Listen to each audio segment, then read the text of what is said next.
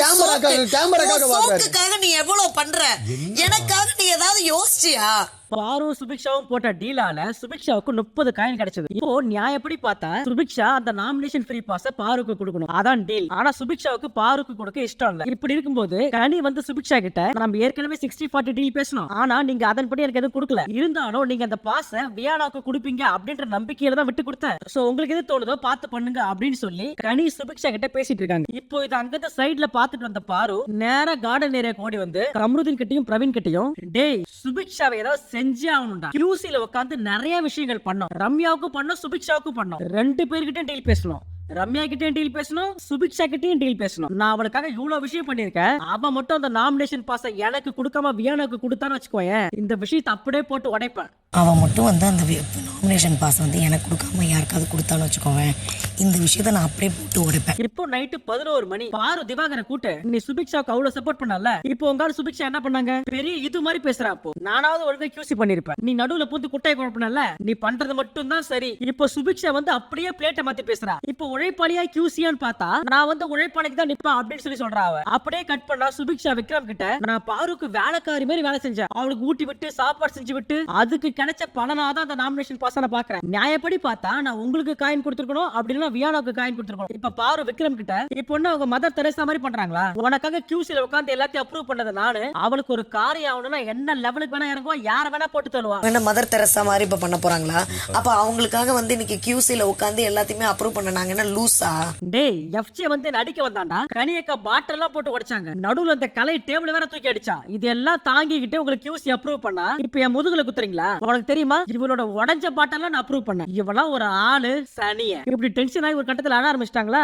இவளுடைய உடைஞ்ச பாட்டில் எல்லாம் நான் வந்து ஓகே பண்ணா, இவன் ஒரு ஆளு பாரு அழுகாத, நான் பேசுறேன் சனிய. இப்ப நம்ம தூதுவர் விக்ரம், பாரு அழத பாரு, உனக்காக நான் போய் பேசுறேன் அப்படின்னு சொல்லிட்டு இங்க இருந்து அங்க போய், சுபி ஏம் எல்லாம் உன்னை சுத்தி நடக்குது சுபி, பாரு அழுதுட்டானா சும்மாலாம் இல்ல, ஒப்பாரி வச்சு அழுவுறா. எனக்கு என்னன்னா நீ வியானா கிட்டே ஒரு வார்த்தை கேட்டு உனக்கு இந்த பாஸ் வேணுமா அப்படின்னு சொல்லி, ஒருவேளை வியானா வேணாம் அப்படின்னு சொன்னாங்கன்னா பாரு கிட்ட கொடுத்துரு. நான் வியானா கிட்ட கேட்டனே, அதுக்கு அவ சொல்ற பாருக்கு கொடுத்தா அது அன்ஃபேர். அது இருக்கட்டும் சுபி, உனக்காக பாரு எவ்வளவு பேரை பகச்சுக்கிட்டா, அதையும் நீ கன்சிடர் பண்ணணும்ல. அப்படியே கட் பண்ணா பாரு திவாகர் கிட்ட, யோ உன்னை ஹேண்டில் பண்ணி தொலைறதுக்கு எனக்கு உயிரே போயிடுச்சு, எல்லாரும் கடைசியில என்னையே குத்துறானுங்க, நான் எவ்வளவு தடவை ஹர்ட் ஆறேன்னு உனக்கு தெரியுதா? யோ உன் சோக்குக்காக நீ எவ்வளவு பண்ற, எனக்காக நீ ஏதாவது யோசிச்சியா? கேமராக்காக நீ எவ்வளவு பண்ற, எனக்காக நீ ஏதாவது யோசிச்சியா? சைடுல நம்ம வினோத் அதெல்லாம் எப்படி யோசிப்பான், எப்ப பாரு கேமரா கேமரா கேமரா பொண்ணு பொண்ணு பொண்ணுன்னு அலையறான். இவ தர்பீஸ் இவனை கம்பேர் பண்ணும்போது ரம்யா பாட்டில் எவ்வளவு சூப்பரா இருந்துச்சு, அவ டேஸ்ட்லாம் செமையா பண்ணாயா, அவளை விட்டுட்டு இவளை ஏன் நீ அப்ரூவ் பண்ண? அவ ஜெயிச்ச உடனே எப்படி மூஞ்சி திருப்பி போனா பார்த்தல, என்ன பாரு இப்படி பேசுற? நம்ம 2 பேரும் சேர்ந்து டிஸ்கஸ் பண்ணி தானே பண்ணோம், ஆனா நீ சும்மா இருந்த, நீ என் பேச்சே கேட்கல. அப்ப நம்ம கம்ருதீன் உள்ள போந்து, பாரு உடு பாரு, உனக்காக நானும் வினோத் இருக்கோம், இந்த ஆள் போனா போறேன். ஏ தர்பீஸ் நீ வந்து ரிவ்யூ பண்ணதான் எல்லாத்துக்குமே காரணம், தயவு செஞ்சு இங்க போய, தயவு போயிருந்த கடைசியில் என்ன மட்டும் எல்லாருமே குத்துங்க, நீ நினைச்சத சாதிச்சிட்டல, நல்லா இருந்த நீ நல்லா இரு. சைடுல நம்ம வினோத் வேற, யோ தர்பீஸ் ஒரு மாதுளை பழத்துக்கு சாப்பாட்டுக்கு இப்படி அநியாயம் பண்ணிட்டே நீ. அதுக்கு நம்ம தர்பீஸ், டேய் வினோத் இந்த ஏத்தி விட்டு வேலை பாக்குற வேலை வச்சுக்காத. அப்ப நடுவுல கம்ருதீன் வேற உள்ள போய், ஏய் நீ கேவலமான வேண்டா, ஏய் நீ தாண்ட கேவலமானவன், பாரு உன் மூஞ்சிக்காக இந்த ஆள பாக்குற, இல்லன்னா அந்த தர்பீஸ் என்ன பண்ணுவனே தெரியாது. இவங்க 2 பேரும் சண்டை போட்டுட்டு இருக்கும்போது வினோத் உள்ள வந்து, யோ ஒரு மரத்துக்கு புடவை கட்டினா கூட நீ சும்மா இருக்க மாட்டியா அப்படின்னு சுபிக்ஷா QC புடவை மாதிரி கட்டு வந்தாங்கல்ல, அதத்தான் சொன்னாரா இல்ல தர்பீஸ் ரொம்ப காஞ்சி போய் கிடக்கு அதனால அந்த வார்த்தையை சொன்னாரான்னு தெரியல. ஆனா வினோத் சொன்னது ஒரு மரத்துக்கு புடவை கட்டினா கூட நீ பேன் பாப்ப அப்படின்றத சொல்ல வந்தாரு. ஆனா நம்ம தர்பீஸ் உள்ள போய் அப்படியே பிளேட்டே மாத்தி விட்டுடுச்சு.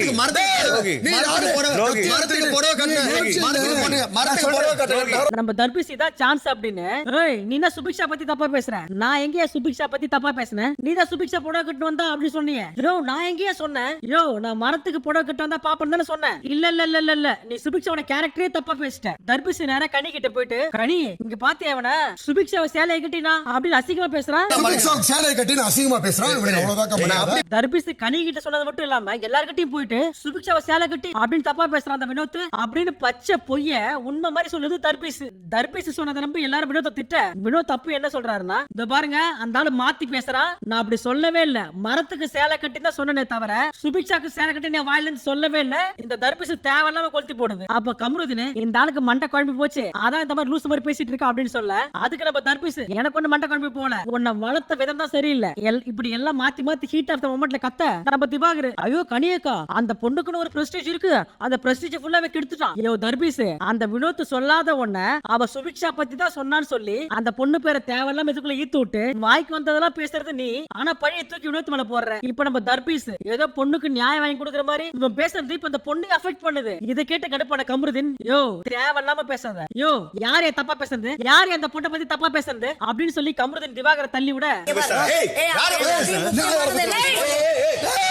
கமருதீன் அங்க சின்னதா ஒரு கைகலப்பாச்சு. ஆக்சுவலா கமருதீனுக்கு என்ன கோவம்னா இந்த ஆளு சொல்லாதத ஒண்ணு சொல்றான்ல, அந்த கடுப்புல கமருதீன் வந்து திவாகரை தள்ளி விட போனாரு. கடைசியா பாரு வந்து கமருதீனை சமாதானப்படுத்தி கூட்டு போவ, அந்த பக்கம் எஃப்ஜே திவாகரை சமாதானப்படுத்தி கூட்டு போறாரு. இதுக்கு நடுவுல நம்ம அன்பு கேம் நாட்டாம இருக்காருல, அவரு கமருதீனை கூட்டு டேய் நீங்க சுபிக்ஷா சேலை கட்டறத பத்தி பேசுனீங்களா, அதுக்கு கமருதீன் டேய் மச்சான் சத்தியமா நாங்க பேசலடா, அந்த ஆளு போய் சொல்றான்டா, சரி அதோட மரத்துக்கு சாரி கட்டி வந்தா கூட இவன் பண்ணுவான் அப்படின்னு சொல்லி சொன்னீங்களா, ஆமா நாங்க சொன்னோம், அது சரியா தப்பா, ஏய் மச்சான் அத கூட நான் பேசலடா, அத வினோத் பேச. அப்ப கம்புத்தர் சபரிக்கிட்ட மச்சான் உனக்கு ஒரு சில விஷயங்கள்லாம் ஈஸி கோயிங்கா இருக்கு, ஆனா பாருக்கு அப்படி இல்ல, அவங்க அவ்வளவு பிரஷர் வாங்குறாங்க, எல்லாரும் சேர்ந்து மொத்தமா அவங்கள அப்படி டார்கெட் பண்றாங்க. டேய் நாளைக்கு உன்னை யாராவது பிரஷர் பண்ணாலும் நான் கூட நிப்பண்டா, எங்க மாமா நீ நின்ன அன்னைக்கு 4 பாட்டை ரிஜெக்ட் பண்ணும்போது ஓட்டல, நான் மட்டும் தனியா இல்ல கத்தி நின்றேன் அப்படின்னு சொல்லி என்ன பிரச்சனையை பேச வந்தாங்களோ அதை மறந்துட்டு இவனுக்கு பிரச்சனையை பேசிட்டு இருக்கானுங்க. தர்பீஸ் இதோட விட்டுச்சு அப்படின்னு கேட்டா அது இல்ல, ஏற்கனவே கமருதீன் அவர் எக்ஸ பத்தி பேசியிருந்தாருல்ல, அதை தேவையில்லாம இங்க இழுத்துட்டு வந்து ஒரு பொண்ணோட லைஃபையே நீ கெடுக்கிற மாதிரி அந்த இடத்துல நின்னு பேசிருக்க. ஏங்க அத நான் லவ் பண்ண பொண்ணுங்க, அந்த பொண்ணுக்கே பிரச்சனை இல்ல, இவர் யாருங்க அத பத்தி பேசுறதுக்கு, அத பத்தி கவலைப்படுறதுக்கு நீ யாரா, நீ என்ன அந்த பொண்ணு பெத்த அப்பாவா, லவ் பண்ண பொண்ணுங்க அது, அந்த பொண்ணுக்கே பிரச்சனை இல்ல, இவர் யாருங்க கேக்குறதுக்கு, நீங்க பெத்த அப்பாவா. அப்ப அவரோட கமருதீன் கிட்ட ஏய் நீ இவர் அடிச்சியா, ஏய் நான் எங்கடி இவர் அடிச்சேன், இவர் அடிச்சு எனக்கு என்ன ஆக போகுது, ஏய் நான் சும்மா அடிக்கிற மாதிரி ஆக்ஷன் தான் பண்ணேன், அது வெளியே எப்படி வேணா ப்ரொஜெக்ட் ஆகலாம், இந்த ஆளை அடிச்சு எனக்கு 10 பைசாக்கு பிரயோஜனம் இல்ல. அப்ப நம்ம தர்பீஸ் இங்க போற வரா, நானும் கோவத்தை காட்டணும் தாங்காது, நான் என் கோவத்தை காட்டணும்னு நினைக்கும் போது நான் படிச்ச படிப்பு தான் முன்னாடி வந்து நிக்குது. இல்ல நான் கேக்குறேன் அந்த தர்பூசணி ரீல்ஸ் போடும் போதெல்லாம் நீங்க படிச்ச படிப்பு உங்க கண்ணு முன்னாடி வந்து நிக்கல, இப்போதான் நிக்குது இல்ல அண்ணா, அது மட்டும் சொல்லல சொல்லும் முதல்ல இவனுக்கு நான் யாரு என் பேக்ரவுண்ட் என்னன்னே தெரியாது. இதை கேட்ட கமருதீன் என்ன மிரட்டுறியா, பேக்ரவுண்ட் வச்சு என்ன மிரட்டுறியா, எனக்கு இவ்வளவு பெரிய பேக்ரவுண்ட் இருக்கு அப்படின்னு சொல்லி மிரட்டுறியா என்ன, ஐயா சொல்லுங்க ஐயா உங்க பேக்ரவுண்ட் வச்சு நீங்க என்னதான் பண்ணுவீங்க சொல்லுங்க. அதுக்கு நம்ம தர்பீஸ் ஐயோ நான் பேக்ரவுண்ட் சொன்னது என் படிப்பு தான், என் படிப்பு தான் என் பேக்ரவுண்ட் நான் சொன்னேன். என்ன பெரிய பேக்ரவுண்ட், நான் இங்கே நிக்கிறேன், நீ என்ன பண்ணுவ பண்ணு, ஒரு நேஷனல் டெலிவிஷன்ல வந்து எனக்கு பேக்ரவுண்ட் இருக்குன்னு பேசிட்டு இருக்கேன், அவ்வளவு திமிராயிடுச்சு உனக்கு, என்ன பண்ணிடுவேன், நான் தனியா போகும்போது ஏதாவது பண்றேன், என்ன குத்தி கித்தி போட்டுருவேன், நீ என் லவ் ஸ்டோரி நான் சொல்றேன், உனக்கு என்ன வந்தது, நாளைக்கு நானும் அந்த பொண்ணு கல்யாணம் பண்ணிட்டு வந்தா நீ என்ன பண்ணுவேன், ஒரு வாட்டி பிரச்சனை ஆச்சா நான் வாட்ட சாரி கேட்டனா, ஆனா நீ எப்ப பார்த்தா இதே பண்ணிடுகிற. அப்ப நம்ம சபரி நாட்டாம உள்ள வந்து ஏ மச்சான் முடிஞ்சிச்சா மணியாவது சீக்கிரமே தூக்கலாமா, தூக்க வருதுடா அப்படின்னு சொல்ல இந்த பிரச்சனை இதோட இங்க முடிஞ்சது. என்ன பண்ணுவேன் இங்கே நிக்கிறேன், என்ன பண்ணுவேன் தனியா போகும்போது ஏதாவது பண்ணிருவியாங்களா. இப்ப நம்ம எஃப்ஜே இருக்காருல்ல, அவர் பாரு கிட்ட பாரு எனக்கு கொஞ்சம் மாதுளம்பழம் உரிச்சு தரியா அப்படின்னு சொல்லி கேட்க, எஃப்ஜே உனக்கு விஷயம் தெரியாதா, நான் பர்சனல் ஒர்க் எல்லாம் பண்ண மாட்டேன், மாதுளம்பழம் உரிச்சு சாப்பிடுறது உன் பர்சனல் ஒர்க், நீயே உன் கையால மாதுளம்பழத்தை எடுத்து நீயே உரிச்சு நீயே சாப்பிடு, இது எந்த கணக்குல வருதுன்னா எனக்கு நீ ஊட்டி விடுன்னு சொல்லும் போது ஊட்டி விடல அந்த கணக்குல வருது. டேய் பாருக்காக நீ என்ன பண்ண, ஊட்டி விட சொன்ன ஊட்டி விட்டியா, என்னால உரிச்சு தர முடியாது போ. இவருக்கு தான் எல்லா வித்தையும் தெரியும், இவருக்கு தான் கெத்து, இவருக்கு தான் மாசு நினைச்சு சுத்திட்டு இருக்காரு. ஆமா நான் மாசு கெத்து தான், நீ சில டைம்ல என்கிட்ட வந்து என்ன பண்ணலாம் எஃப்ஜே இன்னைக்கு அப்படின்னு சொல்லி என்கிட்ட கேட்பல, அப்பனா நான் கெத்து தானே. டேய் அத நீ கெத்து நினைச்சு சுத்திட்டு இருக்கியா, நான் வாங்கிட்ட மட்டும் இல்ல இங்க இருக்கிற 10 பேர்ட்ட கேட்டிருக்கேன், அப்ப அவங்க எல்லாம் கெத்தா, தான் மட்டும் திறமைசாலி என்று நம்பிக்கொண்டு தலைக்கணத்தோட சுத்தும் எஃப்ஜே அப்படின்னு சொல்லி எஃப்ஜே ட்ரிகர் பண்ண, எஃப்ஜேவும் சிரிச்ச மாதிரி மூஞ்ச வச்சு நாங்க இருந்து போயிட்டாரு. இப்போ இந்த வாரத்தோட ஒஸ்ட் பெர்ஃபார்மர் யாருன்னு 2 பேரை சூஸ் பண்ணி சொல்லணும். ஃபர்ஸ்ட் நம்ம திவாகர் வந்து நான் வந்து ஒஸ்ட் பெர்ஃபார்மர்னு கானா வினோத்தை சொல்லுவேன், அவன் இந்த வீட்டுல செய்யற ஒரே வேலை கொளுத்தி போடுறது இல்லாததை மேக் பண்றது, இதுதான் அவன் பண்ணிட்டு இருக்கான். அவன் ஒரு பசுத்தோல் போத்திய புலி, அவன் பர்ஃபார்மன்ஸ் எல்லாமே ஃப்ராடு, சுத்த ஃப்ராடு. அடுத்தது கமருதீன், இந்த கமருதீனுக்கு பொறுமை நிதானம் எதுவுமே கிடையாது. இப்படி நிறைய பேர் நிறைய விஷயம் சொன்னாங்க, அதுல முக்கியமான விஷயத்தை மட்டும் நான் இப்ப சொல்றேன். இப்போ நம்ம கனியக்கா அவங்க என்ன சொன்னாங்கன்னா, இந்த வாரத்தோட ஒஸ்ட் பர்ஃபார்மர் நான் பார்வை சொல்றேன், அவன் இந்த வாரம் எந்த டாஸ்க்குமே பண்ணல, இந்த வாரம் அவன் பண்ணது எல்லாமே பிரச்சனை தான். அடுத்தது இன்னொரு ஒஸ்ட் பர்ஃபார்மர் நான் கமருதீனை சொல்றேன், அவன் டாஸ்க் பர்ஃபார்மர் விட சண்டை போடுறதுல மட்டும் தான் குறிக்கோளாவே இருந்தான். அது மட்டும் இல்ல பாதி நேரம் பாருக்கு மட்டுமே சப்போர்ட் பண்ணிட்டு இருந்தான். இப்போ கலை ஒஸ்ட் பெர்ஃபார்மரா சொன்னது வினோத் அண்ட் பாரு. கலை பாரு பேரை சொன்ன உடனே பாரு கொடுத்தாங்க பாருங்க ஒரு ரியாக்ஷன். அடே கட்டப்பா கூடவே சுத்திட்டு முதுகுல குத்துறியா நீ அப்படின்ற மாதிரி தான் இருந்துச்சு அந்த ரியாக்ஷன். சோ அதனால பாருவை தேர்ந்தெடுக்கிற இந்த பக்கம் வந்து அடுத்து நம்ம பாரு இந்த வாரத்தோட ஒஸ்ட் பெர்ஃபார்மர் நான் கனியை சொல்றேன். ஊருக்கே நியாயம் சொல்ற தலை எனக்கு மட்டும் நியாயம் பண்ணாம இருக்கிறாரு. நியாயம் கேக்குற தாயாரு எனக்கு மட்டும் நியாயம் பார்க்காம இருக்கிறாரு. இது நியாயமாரே?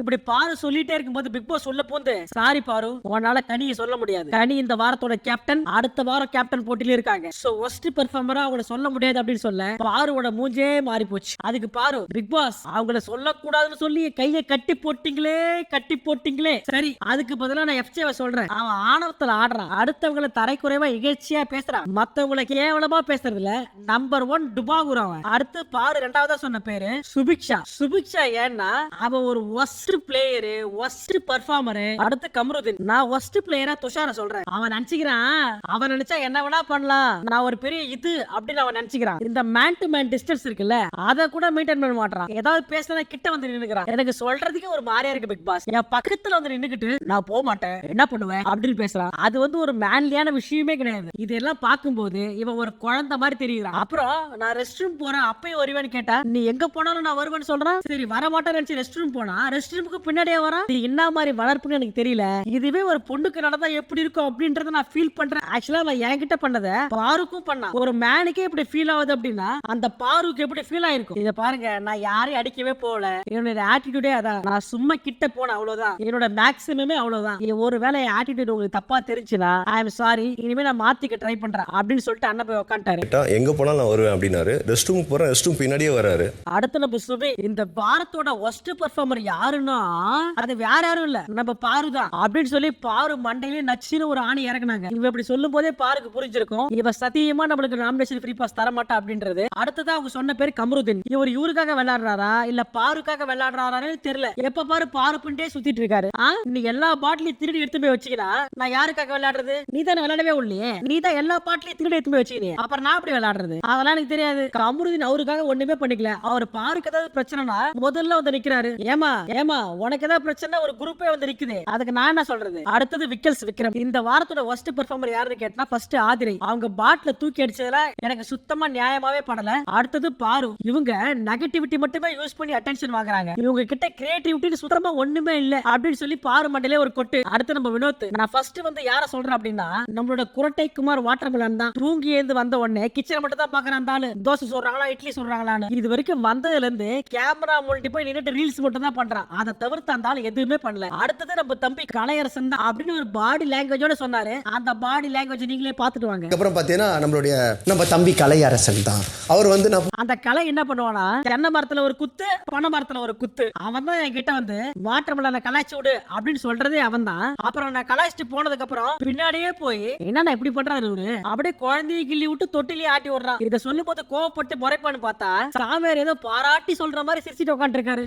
அடுத்து ஆதிரை வந்து யாரை குத்தி இருப்பாங்க? நோ டவுட் அவங்க குத்துறது பாருதான். நான் சூப்பர் டீலக்ஸ்ல இருக்கேன். நான் ஏதாவது வேலை சொல்ல சுத்தமா பண்ண மாட்டாங்க, என்ன மதிக்கவே மாட்டாங்க, எந்த வேலையும் செய்ய மாட்டாங்க. ரெண்டாவது ஒஸ்ட் பெர்ஃபார்மர் யாருன்னா நம்ம திவாகர். முன்னாடில இருந்து அவர்கிட்ட சொல்லிட்டு இருக்கேன், நீங்க ஒரு சூப்பரான ஹியூமன், நீங்க பாரு பின்னாடி போறதால உங்க பேரும் கெட்டு போகுது, உங்களுக்கு தனித்துவமே இல்லாம போகுது அப்படின்னு கேட்ட உடனே நம்ம திவாகர் ஒரு ரியாக்ஷன் கொடுத்தாரு பாருங்க. திவாகர் ரியாக்ஷன் கொடுத்தா கூட விட்டுறலாம், ஆனா நம்ம கலை கை தட்டினாரு பாருங்க, அதான் ஹைலைட். நீங்க அவ பின்னாடியே போயிட்டு இது பண்ணிட்டு இருந்தீங்கன்னா இது எல்லாமே ஸ்பாயில் ஆகுது. இப்ப கலை கை தட்டுறத பார்த்த பாரு இந்த எஃப்ஜே பையனை சொன்னதுக்கு கலையை சொல்லிருக்கலாம். நேருக்கு நேரம் நின்று சண்டை போடுவான். ஆனா அந்த கலை இருக்க பாருங்க துரோகி. இப்ப எஃப்ஜே ஒஸ்ட் பிளேயரா சொன்னது ஆதிரை. ஆதிரை வந்து ஆரம்பத்துல நல்லா டாஸ்க் பண்ணிட்டு இருந்தாங்க. பாரு நினைச்சிட்டு இருக்காங்க தாங்கிட்ட வந்து பேசுறதுக்கு எல்லாரும் பயப்படுறாங்க அப்படின்னு சொல்லிட்டு. ஆனா அது உண்மை கிடையாது. பாரு பார்த்த உடனே எல்லாருமே இவங்க கிட்ட போனா பிரச்சனை பண்ணுவா அப்படின்னு சொல்லி எல்லாம் ஒதுங்கி போயிடுறாங்க. இந்த பாரு இருக்காங்கல்ல அவங்க வீட்டோட ரூல்ஸே மதிக்கிறது இல்ல, இந்த பிக் பாஸோட ரூல்ஸையும் மதிக்கிறது இல்ல. இப்போ அவங்க என்ன எக்ஸ்பெக்ட், அவங்க எந்தெந்த வாரம்லாம் சூப்பர் டீலக்ஸ்ல இருக்காங்களோ அந்தந்த வாரம்லாம் புது ரூல்ஸ் புக் வரணும் அப்படின்னு சொல்லிட்டு அவங்க எதிர்பார்க்கறாங்க. அவங்க பேசுறது எப்படி பேசுறாங்கன்னா, நீங்க எல்லாம் குரூப் நான் தனியா இருக்கேன் அப்படின்னு சொல்லி பேசுறாங்க. ஆமா நான் ஒத்துக்கிறேன், நாங்க எல்லாம் குரூப் தான், நீ வந்து குரூப்ல டூப். கடைசியா இந்த வீட்டோட ஒஸ்ட் பெர்ஃபார்மர் அப்படின்னு சூஸ் பண்ணப்பட்ட 2 பேர் பாரு அண்ட் கமருதீன். உடனே அவங்க 2 பேருக்கு ஜெயில் ட்ரெஸ் கொடுத்து அவங்க 2 பேரையும் ஜெயில போட்டாரு பிக் பாஸ். இப்ப பாரு கமருதீன் கிட்ட இன்னைக்கு எல்லாரும் பண்ணது இருக்கட்டும்டா, ஆனா இந்த கலை பண்ணாம ஒரு வேலை அவன் பாத்தியா, நம்ம பேரை சொன்னோட துப்புறான் பத்தியா அவன். எப்பா சீ கேவலமான ஜென்மண்டா அந்த கலை. ஆனா இன்னைக்கு கலை பண்ணது என்னால நேத்தே தெரிஞ்சது. துப்புறான் பாரு, சொப்பாச்சி. அப்படியே கட் பண்ணா 2 பேரும் தூக்கி ஜெயில போட்டாங்க. இப்ப நம்ம பாரு கமருதீன் கிட்ட, டேய் எனக்கு இந்த மாதிரி ஒரே இடத்துல உட்கார்ந்து இருக்கிறதெல்லாம் பிடிக்காதுடா, நல்ல வேலை நீ என் கூட இருந்த, நினைச்சு பாரு கலையை தூக்கி பக்கத்துல போட்டாங்கன்னு வச்சுக்கோயேன், என்ன ஆயிருப்ப நானு, அதுக்கு நீயே இருந்துட்டு போலாம் அப்படின்னு சொல்லி 2 பேரும் மாறி மாறி புலம்பிட்டு இருக்க. இந்த பக்கம் வீட்டுக்குள்ள என்ன நடக்குதுன்னா, உண்மை சொல்ல போனா அது எதுக்கு நம்மளுக்கு கண்டென்ட் தரக்கூடிய 2 பீஸ் ஜெயில இருக்கு, அதேதான் வீடே சோடு கிடக்குது. இந்த 2 பீஸ் வீட்டுக்குள்ள இருந்தாதான் வீடு சத்தமா இருக்கும். இதுக்கப்புறம் மீதி இருக்கிற எபிசோட பாக்கலாமா வேணாமான்னு தான் எனக்கும் தோணுச்சு. ஆனா வீட்டுக்குள்ள இன்னொரு சம்பவம் நடந்தது. அது என்னன்னா, இப்ப எஃப்ஜேவும் ஆதிரையும் பெட்ரூம்ல இருந்தாங்களா, ஆதிரை கிட்ட ஒரு வார்த்தை கூட பேசாம செவத்தை பார்த்த மாதிரி ஃப்ரீஸ் பண்ணி படுத்துட்டு இருந்தாரு. இப்போ ஆதிரை துஷாரை கூப்பிட்டு கொஞ்சம் சபரியை வர சொல்ல அப்படின்னு சொல்ல இவங்க சபரியை கூட்ட உடனே எஃப்ஜே எழுந்து போக பாக்குறாரு. ஆனா ஆதிரை கை பிடிச்சி எங்க போற உட்காரு அப்படின்னு சொல்ல, ஆனா ஆதிரை சொல்ல கேட்காம எஃப்ஜே அந்த பெட்டை விட்டு எழுந்து போயிட்டாரு. இப்போ ஆதிரை சபரியை கூட்டு, நேத்து நைட்டு நீ என்ன பேசுற அவங்கிட்ட, நான் போய் அவங்கிட்ட எனக்கு சப்போர்ட்டா பேசு அப்படின்னு சொல்லி வாட்ட சொன்னா, பெரிய இவ மாதிரி பேசிட்டு இருக்க அந்த எஃப்ஜே. இப்போ இந்த விஷயம் என்ன மேட்டர்னு தெரியல. இது அரசல் புரசலா பாக்கும்போது சபரி போய் எஃப்ஜே கிட்ட ஆதிரை கிட்ட பேசு அப்படின்னு சொல்லியிருக்காரு போல. சபரி சொன்னதுக்காக மட்டும் எஃப்ஜே வந்து ஆதிரை கிட்ட பேசியிருக்காரு. இப்போ ஆதிரைக்கு என்ன கோவம்னா, நீயா வந்து பேச மாட்டேன், சபரி சொல்லிதான் வந்து என்கிட்ட பேசுவ அப்படின்றத ஆதிரை கோவம். இதான் நடந்திருக்கும் அப்படின்னு சொல்லி எனக்கு தோணுது. ஏன்னா 1 hour ஷோல நான் பார்த்த வரைக்கும் இவங்க 2 பேரும் பேசுற மாதிரி எனக்கு தெரியல. சரி விஷயத்துக்கு வருவோம் வாங்க. இப்போ ஆதிரை எஃப்ஜேவை பார்த்து, அவன் வேணும்னா என்கிட்ட வந்து பேசுவானா, அவனுக்கு வேணானா என்கிட்ட மூஞ்சி காட்டுவானா, இல்ல புரியல எனக்கு. இருக்கிறதுனா எப்பவுமே ஒரே மாதிரி இருக்கணும், பிடிக்கலையா பேசாம போயிடணும். வெளியில இப்படி ப்ரொஜெக்ட் ஆயிடும் அப்படி ப்ரொஜெக்ட் ஆயிடும் சொல்லி சொல்றான். இப்போ இவன் நடந்துக்கிறது வெளியே எப்படி ப்ரொஜெக்ட் ஆகும்? ஒரு பொண்ணு அவன் இஷ்டத்துக்கு ஒரு நாள் ஒரு மாதிரி இன்னொரு நாள் இன்னொரு மாதிரி பேசுறான். நான் உட்காந்து அழுதுனா அவனாலதான் நான் அழுதுன்னு சொல்லி வெளியே பேசிப்பாங்களாம். அதனாலதான் அவன் வந்து என்கிட்ட பேசலாம். உன்னை கேட்டனா நீ வந்து என்கிட்ட பேச அப்படின்னு சொல்லி. சத்தியமா இவன் இப்படி இருப்பான்னு எக்ஸ்பெக்ட் பண்ணவே இல்லை. இருக்குதுன்னா ஒரே மாதிரி இருக்கணும், பேசலையா பேசாம போயிடணும். ஒரு பொண்ணு இஷ்டத்துக்கு ஒரு நாள் ஒரு மாதிரி இன்னொரு நாள் இன்னொரு மாதிரி ட்ரீட் பண்ணலாமா? கூடவே சுத்துறே செவ்வாழ, நீ எது எடுத்து சொல்ல மாட்டியா அப்படின்னு சொல்லி சபரி கிட்ட கேட்க, ஆமா நீங்க ஒரு நாள் அடிச்சுக்கிறீங்க ஒரு நாள் கூடுக்கிறீங்க, உங்க பஞ்சாயத்துக்குள்ள நான் வர மாட்டேன் அப்படின்னு சொல்லி சபரி ஜெகா வாங்க. இப்ப எஃப்ஜே உள்ள வந்து, மச்சான் நான் யாருக்கிட்டையும் கோவப்படணும்னு அவசியம் இல்ல, யாருக்கிட்டையும் பேசணும்னு அவசியம் இல்ல, எனக்கு என் பேர் வெளியே எப்படி போனாலும் பரவாயில்ல, அப்ப நான் என்ன உன் பேரு கிடைக்க வந்திருக்கேனா?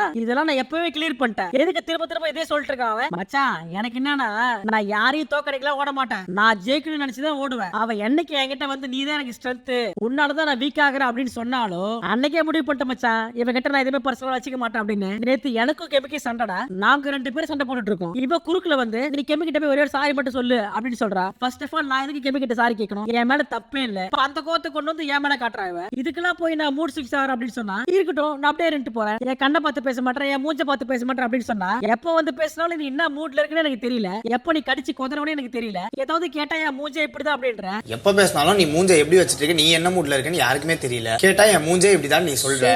சூப்பர் சொல்லும் போது என்ன கேட்டீங்க அப்படின்னா, இந்த எஃப்ஜே ஒரு வாரத்துக்கு முன்னாடி ஆதிரை கைட்டு விட்டுருச்சு. ஆனா ஆதிரைக்கு தெரிஞ்ச ஒரே கண்டென்ட் லவ் கண்டென்ட். இப்ப எஃப்ஜே அதையும் தட்டி கடிக்கிறாப்ல. இப்ப ஆதிரைக்கு அடுத்து என்ன பண்றதுனே தெரியாம எல்லார்கிட்டயும் போய் இவன் பேச மாட்டான் இவன் பேச மாட்டான் அப்படின்னு சொல்லி புலம்பிட்டு இருக்காங்க. அடுத்த டாஸ்லரோட ஒரு ப்ரொமோஷன் டாஸ்க். இந்த டாஸ்க்ல சொல்லிக்கிற மாதிரி ஒண்ணும் பெருசா இல்ல. அதையும் மீறி இந்த டாஸ்க் பத்தி உங்ககிட்ட சொல்லணும் அப்படின்னா 2 விஷயம் மட்டும் இருக்கு, அதை மட்டும் சொல்றேன். இப்ப டாஸ்லரை யூஸ் பண்ணி மேக்கப் போட்டு காமிக்கணும். இதுல எஃப்ஜே, அரோரா, வினோத் எல்லாம் ஒரு டீமா வந்தாங்க. இப்போ இதுல எஃப்ஜே மேக்கப் போட்டு வந்ததை பார்த்து ஆதிரை ஒரு பக்கமா ஜொல்லு விட்டு உட்கார்ந்துருந்தாங்க. இன்னொரு பக்கம் வியானா, துஷார் பேர் போட்டு வர அதை பார்த்த நம்ம அரோரா மூஞ்ச சிரிச்ச மாதிரி வச்சு உட்கார்ந்து இருந்தாலும் உள்ளுக்குள்ள 10 எரிமலை வெடிக்குது. கடைசியா இதுல வின் பண்ணது அரோரா டீம். ஏற்கனவே இந்த ப்ரொமோஷன் டாஸ்க்ல ரொம்ப மொக்கையா போகும். இப்ப பாரும் இல்ல கமருதிரும் இல்ல, அதனால இது அதை விட ரொம்ப மொக்கையா போச்சு. அடுத்தது இந்த வாரத்தோட பெஸ்ட் பெர்ஃபார்மர் 2 பேரை சூஸ் பண்ணி சொல்லணும். அதுல நிறைய பேர் சொன்னது விக்ரம் அண்ட் பிரவீன். இவங்க 2 பேரும் டாஸ்க்லயே ஃபோக்கஸா இருந்தாங்க. இவங்க 2 பேரும் பயங்கரமா எஃபர்ட் போட்டாங்க. சோ அதனால இந்த வாரத்தோட பெஸ்ட் பெர்ஃபார்மர் யாருன்னா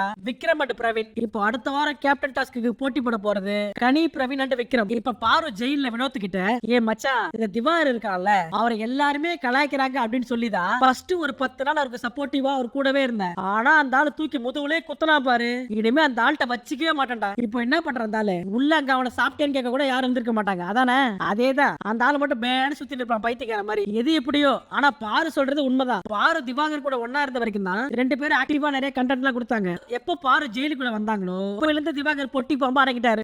விக்ரம் இருக்காருல்ல, பெட்ல சுபிக்ஷா பக்கத்துல உட்காந்துக்கிட்டு சுபிக்ஷாக்கு சோப் போட்டுருக்காரு. இங்க பாரு சுபிக்ஷா, இந்த பாரு இருக்கான்ல அவன் ஆக்டிவிட்டிலாம் சுத்தமா சரியில்லை. ஆன் கேமரா துப்புறா, நீ மட்டும் பாருக்கு பாஸ் கொடுத்த எல்லாரும் செம்ம காண்டாயிடுவாங்க. இதே வாய் தான் காலையில, ஏய் பாரு உனக்காக எத்தனை பேரை பகச்சிருக்கா, உனக்காக எவ்வளவு விஷயம் பண்ணிருக்கா, அவளுக்கு நீ பாஸ் கொடுத்தே ஆகணும் அப்படின்னு சொன்ன விக்ரம் நைட் ஆன உடனே நீ மட்டும் பாருக்கு பாஸ் கொடுத்த அவ்வளவுதான் பாத்துக்கோ அப்படின்னு மாத்தி மாத்தி பேசுறாரு விக்ரம். இப்ப நம்ம கலை, சுபிக்ஷா, துஷார் எல்லாமே சேர்ந்து ஒன்னா உட்காந்துட்டு பாரு பத்தி புரணி பேசிட்டு இருக்காங்க. அப்ப துஷார் என்ன சொல்றாருன்னா, இந்த பாரு இருக்கால அவ திவாகர பப்பட் மாதிரி யூஸ் பண்றா. இதெல்லாம் கேட்டுட்டு சுபிக்ஷா போட்டாங்க பாரு ஒரு போடு கடைசியா. அதான் இந்த எபிசோட ஹைலைட். இப்ப சுபிக்ஷா என்ன சொன்னாங்கன்னா, எனக்கு வந்து நான் பார்வை ஏமாத்துறேன்லாம் தோணல, ஏன்னா ரூல் புக்லயே போட்டு இருந்துச்சுல்ல, நம்ம இன்னும் வேணா ஐஸ் வச்சு அப்ரூவ் ஆகலாம் அப்படின்னு சொல்லி அதுக்காக என்ன பண்ணுமோ அது எல்லாத்தையும் நான் பண்ணிருக்கேன். அவங்களுக்கு நான் ஊட்டி விட்டுருக்கேன், சாப்பாடு போட்டிருக்கேன். நான் ஊட்டி விட்டதுக்காக மட்டும் தான் பாரு எனக்கு அப்ரூவ் பண்ணாங்க.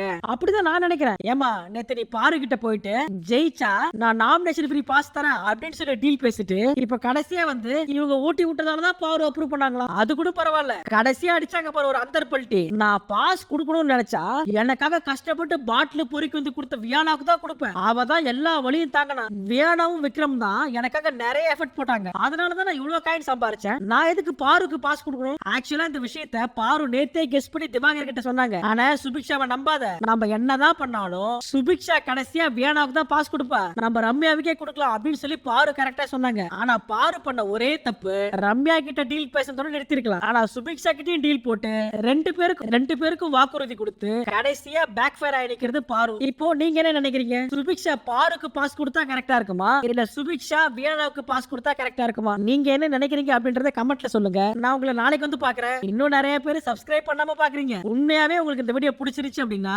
எனக்காக ஒரு சப்ஸ்கிரைப் மட்டும் பண்ணிட்டு பாருங்க. அது கூடுதலா அதை லைக் பண்ணி சேர்த்து அமுத்துறீங்க அப்படின்னா இந்த வீடியோ யூடியூப் அல்காரிதத்தால நிறைய பேருக்கு போய் சேரும். நான் உங்களை நாளைக்கு சந்திக்கிறேன். Tata bye by.